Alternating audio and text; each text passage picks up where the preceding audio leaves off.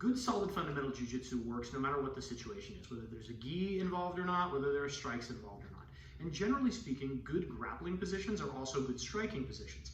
You want to be on top if you have the choice, and you want to control the inside position, the inside space if you have the choice. We're going to talk about that from the closed guard today when we go over what's called the punch block series.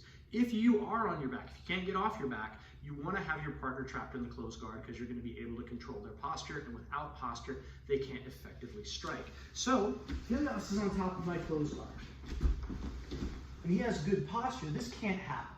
Because now if Ilias tries to touch my face, it's very, very easy for him, right? And I can't stop him. So what I need to do, and I want you to watch my knees, like there are a variety of ways to break posture, but the simplest and the one that we should all get good at is I'm just going to pull my knees toward him. You can sort of see how I break Ilias's posture. Now, this does a couple things. First of all, it takes away his striking strength, and second, it misdirects his punch if he is trying to punch me. What I want my position to be if he is trying to punch me, I'm going to take my palms and put them against my forehead and see through the hole in my wrists, ready to block strikes. Now, you see this in the UFC or other professional fighting organizations a lot, where guys will just sit here and they'll take strikes. It's better to have a shield up when you get struck, but it's way better to just not take strikes. So if my partner rears back his hand like he's going to strike me, I'm going to pull him forward. I'm going to wrap the wrist, or I'm going to wrap an overhook, and I'm going to wrap the neck. I need an overhook and I need a head control. For this sequence, we're going to put our fist all the way under, but it's also just fine if you just want to pull your elbow in tight. I'll explain some details in a second. But you can see, and generally speaking, the guy's going to strike you with his power hand first. So we're going to make a shield, see through my hands. As he goes to strike, I'm going to bring my knees to my chest, wrap, and grab the head. We're going to call this position the Overhook Guard, because this is an overhook, right? It comes over, and then I'm going to come under. So there are two options here with this. I can either just pinch my elbow in tight, Ilias, get your arm back, and really hard, right? Ideally, I'm going to swim and try to touch my own chin. And that's probably even harder to get your arm back, right? Plus, we can do a cool choke, which we'll do in another video.